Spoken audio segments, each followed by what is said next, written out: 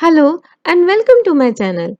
With this video, I am going to start a series of spectroscopy videos on different kinds of spectroscopies like UV visible, IR, NMR, mass spectrometry, MOS-based spectroscopy, etc.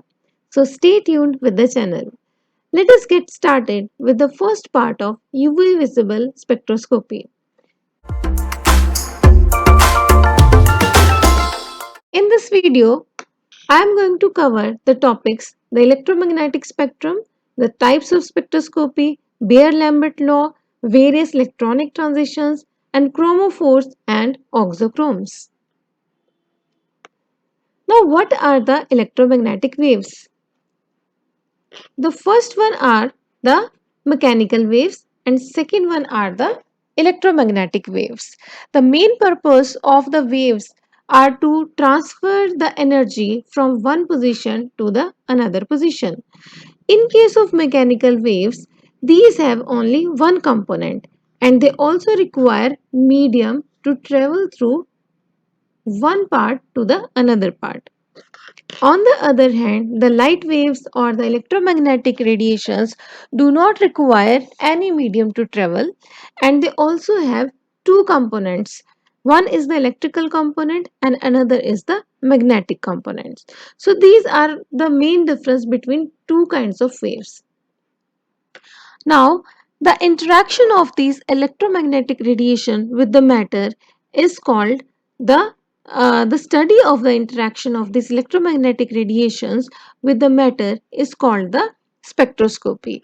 When these electromagnetic radiations interact with the matter, they produce an image. And the study of this image is known as the spectroscopy. So, spectroscopy is the study of the interaction of electromagnetic radiation with the matter. Now, depending upon the different energies of the various electromagnetic radiations, they have different impact on the matter when they interact with the matter. Like the gamma rays have the highest frequency or the highest energy because E is equal to h nu means means energy is directly proportional to the frequency or energy is inversely proportional to the wavelength. Higher the energy, higher is the frequency. Higher the energy, lowest is the frequency. So if gamma rays have the highest frequency, it means they have the highest energy. So this is the electromagnetic spectrum in which all the radiations with different energies are arranged in decreasing order of their energies. Like gamma radiations have the highest frequency, they have different impact on the matter. Like they can even make the changes in the nucleus. They can even change the number of protons, neutrons present in the nucleus and also make changes in the element. Like they can convert cobalt into iron. That we will discuss in MOS-based spectroscopy. On the other hand, the radio waves, they have the lowest frequency or they have the lowest energy. What changes they can make? They can make changes like they can change the spin of the nucleus. Now, different radiations have different impact on the matter and thus they produce different kinds of spectra. But all of the spectra have their own importance because they all give different kinds of information about the molecule. So while doing the structure elucidation, we need to study all kind of spectra of the molecule. In this video, we are studying the UV visible range of the radiations. Now UV ranges from 200 to 400 nanometer and visible range is from 400 to 800 nanometer. So, in a nutshell, we are going to study this range in this spectroscopy. Now, let us see what kind of impacts are produced by different radiations. Now, UV visible radiation, which ranges from 200 to 800 nanometer, they can make changes in the electronic energy levels within the molecule. While the infrared radiations, which ranges from 2.5 to 25 micrometer, they can make changes in the vibrational and the rotational movements of the molecule. Like they can change the vibration of the molecules, and also they can make the rotations, they can change the rotations of the molecule. In case of microwave or the ESR, they can induce the changes in the magnetic properties of the unpaired electrons. ESR is specifically for unpaired electrons. And in case of radio frequency, the NMR spectroscopy, in this, they can induce the changes in the magnetic properties of certain atomic nuclei. Now, what are those certain atomic nuclei that we will discuss in NMR spectroscopy? So, they can change the spin of the molecule and thus, they can change the spin of the nucleus and thus can change the magnetic properties. We have different types of spectroscopies: absorption spectroscopy, emission spectroscopy, and the scattering spectroscopy. In absorption spectroscopy, we study the electromagnetic spectra in which the substance absorbs the radiations, like in case of UV, IR, NMR, and X-rays. In emission spectroscopy, we study the emission spectra, like in case of luminescence. In scattering, we study the amount of light scattered by the matter at particular incident angles and the polarization. For example, in Raman spectroscopy, like here we can see that UV is the absorption spectroscopy. So we are going to study how much absorption is taking place by the matter when UV radiations interact with the matter, and also what type of changes they can make in the matter, and also what information we can get from the spectra of UV visible. Now, what happens when the radiations interact with the matter? These are the electromagnetic radiations, and this is our electron in a particular shell. This is the valence shell. In the ground state, it is lying here, but when radiations interact with this electron, they impart the energy, then this electron goes to the excited state, to the another electronic energy level. Now, how much is energy they absorb? When they get the radiation of particular amount equal to the difference in these two energy levels, only then the absorption takes place. And this difference is given by delta E is equal to h nu. All these levels are quantized. So only particular amount of energy will be absorbed by the electron for the excitation. When this electron goes to the excited state, and when it comes back to the ground state, it emits the energy. And these radiations are recorded, and then we get to know that how much energy is absorbed by the molecule.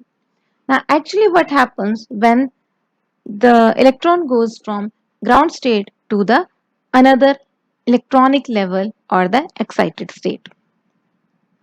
In the ground state, we can see that this is the ground state, and these big lines are the vibrational levels, and these small lines are the rotational levels. While going from one electronic energy level to another electronic energy level, the electron has to pass through different rotational as well as the vibrational energy levels. So, the electronic transitions are also associated with the vibrational as well as the rotational transitions. That is why we get a broad bands in case of UV spectra, because the electronic excitations also includes the vibrational and the rotational levels. Now the absorption of the radiations are recorded by the Beer-Lambert law. Now what does it say?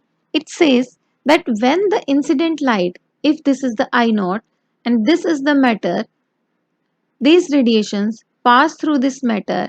The certain amount of energy is absorbed by these molecules and the rest of the amount is emitted. The emitted light is denoted by I, and this is the path length which the radiations have to travel.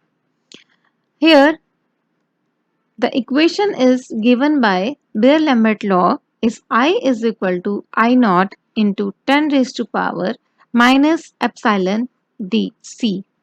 Here I is the radiation which are emitted after the absorption. I naught is the intensity of the incident radiation. Epsilon is the extinction coefficient. Extinction coefficient.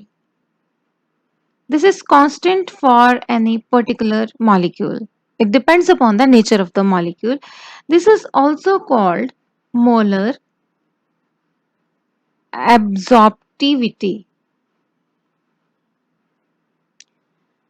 And this D is the path length, which is this one, and C is the concentration of the solution. Now this I upon I naught log of I upon I naught is called the absorption, which comes out to be minus epsilon dc, or we can say that absorption is equal to minus epsilon dc. In other words, we can say that absorption is directly proportional to the path length. Also, the absorption is directly proportional to the concentration of the solution. It means if we change the path length, like if we increase the size of this chamber, then the absorption will also change. Also, if we change the concentration of the solution, again the absorption will change. So with the increase in the concentration, we expect that the absorption will also increase on the basis of this equation. Now, the Beer-Lambert law states that the quantity of light absorbed by a substance dissolved in a fully transmitted solvent is directly proportional to the concentration of the substance and the path length of the light through the solution. Now, why they are saying that fully transmitted solvent? Because we are considering here that the solvent in which the molecules in which the compound is dissolved, that is not absorbing any kind of radiations. The absorption is taking place only by the molecules or the compound. Now, on the basis of this Beer-Lambert law, we expect that we should get a straight line because absorption was directly proportional to the concentration. Okay, but actually, what happens at higher concentrations, we can see the deviation from this linear behavior. Why does it happen? The deviation in the absorptivity coefficients at higher concentrations due to electrostatic interactions between the molecule in close proximity. Now what happens as the concentration increases, the molecules comes close to each other. Then what happens? These molecules start interacting with each other because now they are very close to each other. So they also start interacting with each other. So some amount of energy is lost there. Another reason could be the scattering of the light due to the particulates in the sample. Here we are considering that when the light is incidented on the matter, only the absorption is taking place, but we are not considering the scattering or the fluorescence or the phosphorescence phenomena. So we are ignoring these two factors also. But at higher concentrations, these two factors also play their role. That's why we can see the deviation from the ideal behavior. There could be another reason that the radiation may not be the monochromatic. Now, I would like to mention here that while we record the UV spectra, we should have the monochromatic radiations. Monochromatic radiations means like when this incident radiation falls on this matter, it should have any particular wavelength, not the group of wavelengths. So, the radiation with any particular wavelength are known as the monochromatic radiations. Now, it might be possible that the radiations are not the monochromatic, they are non-monochromatic. That's why we can see this kind of deviation from the ideal behavior. Now, let us see different kinds of electronic excitation that are possible. This is sigma bonding, this is pi bonding, non-bonding, pi star, sigma star. These two are anti-bonding orbitals. These two are bonding orbitals. Okay. Now different kinds of excitations are possible from sigma to sigma star, sigma to pi to sigma star, n to sigma star, pi to pi star, or n to pi star. Now let us see that whether all these kinds of transitions are possible. Before going to that, let us see that in what type of molecules these kinds of transitions are possible. Sigma to sigma star transitions are possible in alkanes because alkanes have only sigma bonds. Now, sigma to pi star transitions are possible in carbonyls because carbonyls, and also this can be possible in alkenes because in alkenes they have both this pi bond and sigma bond. The pi-pi star transitions are possible in those molecules in which pi bond is there, like again in carbonyls, alkenes, alkynes, azo compounds. Okay, N to sigma star and N to pi star transitions are possible where non-bonding electrons are present. Non-bonding electrons means any atom having the lone pair of electrons. It can be possible in the compounds having oxygen, sulfur, nitrogen, or halogen compounds. Here, all these atoms have lone pair of electrons.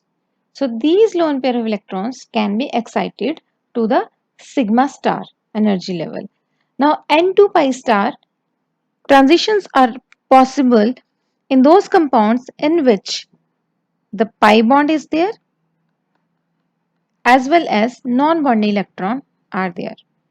For example, in case of carbonyls, here we have non-bonding electrons as well as we have pi electrons. So N to pi stars are possible in case of carbonyl compounds. Now, are these all the transitions are possible? Let us see. There are some selection rules for the electronic transitions.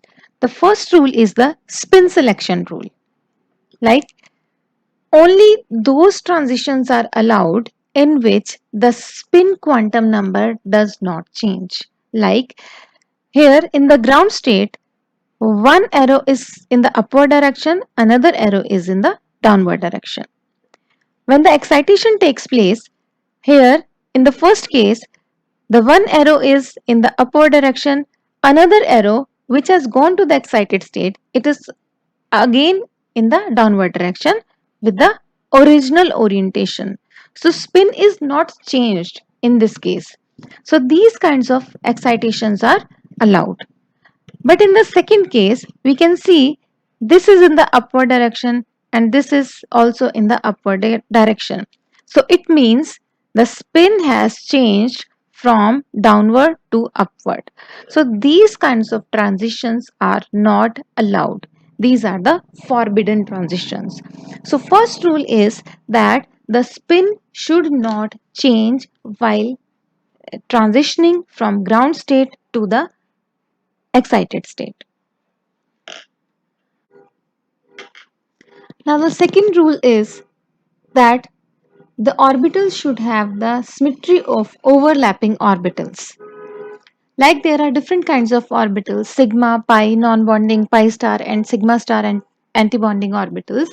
Let us first have the look on the shapes of these orbitals. This is the sigma orbital, this is sigma star, this is pi orbital and this is pi star orbital.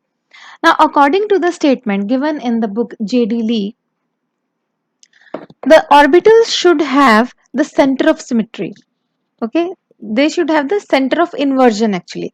So if we first rotate the orbital in this direction, it should not change its sign, and also when we change the orbital in this direction, again it should not change its sign.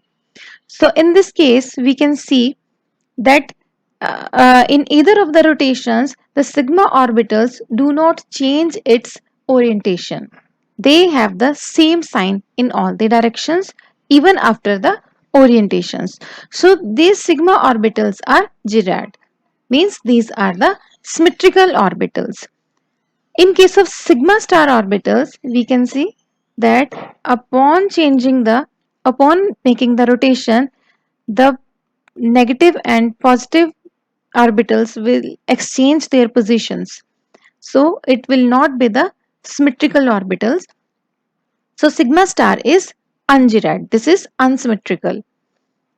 Likewise, in pi orbital is the unsymmetrical one, because when we change the position of these orbitals after this rotation, the negative and the positive will exchange their positions. So again pi is also not symmetrical, so pi is ungirad.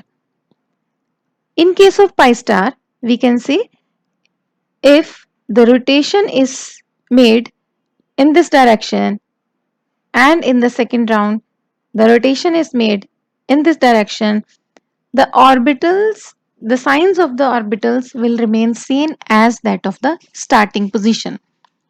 So pi star is the symmetrical orbital.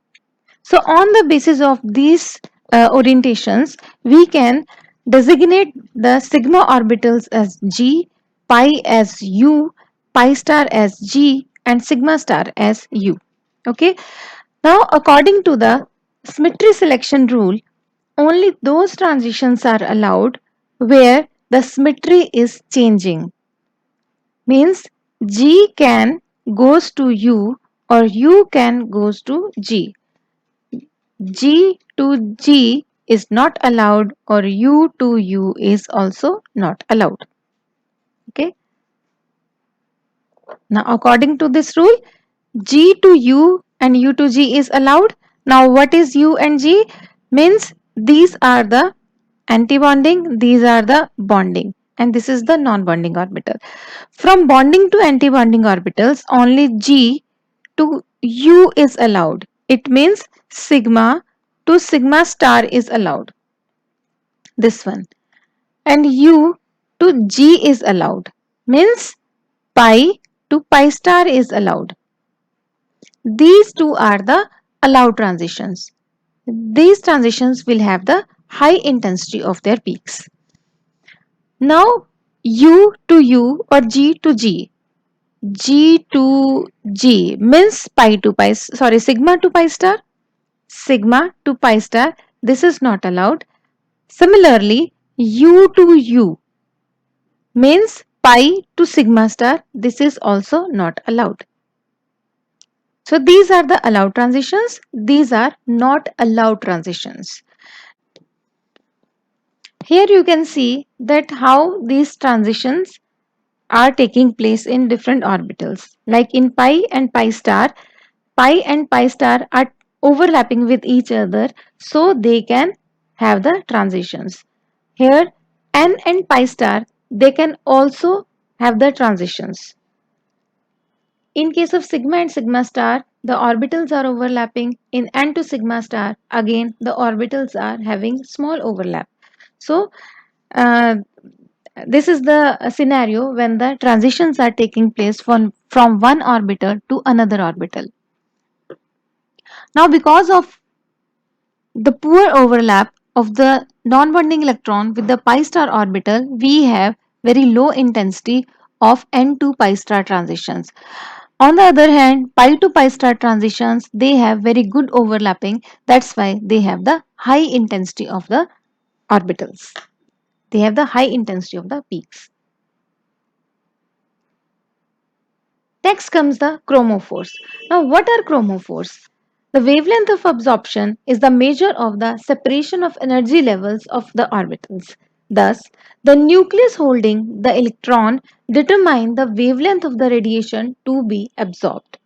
Therefore, the energy of transition and the wavelength of the radiation is the property of the atoms involved. The group of atoms due to which the absorption occurs is called the chromophores. Okay, like in case of alkenes, this is the double bond. In alkynes, this is the triple bond. This is the double bond again in case of carbonyl compounds, and the triple bond in case of nitriles. And this is the conjugated system in case of benzene and all these other systems. So in nutshell, we can say that any functional group that absorbs the electromagnetic radiations are called the chromophores. So these chromophores are responsible for the absorption of the radiations. Now auxochromes. Auxochromes are the group of atoms which themselves do not absorb the radiations, but when they are attached to any other molecule, they can increase the absorption of the molecule. For example, this is benzene. It has lambda max around 202 nanometer. But when any other group, for example NH2, it is attached to this benzene, then what happens? The lone pair of the nitrogen can interact with this benzene ring and increase the conjugation. Like it will increase the conjugation in the molecule. Hence, the lambda max will be more than 202 nanometer.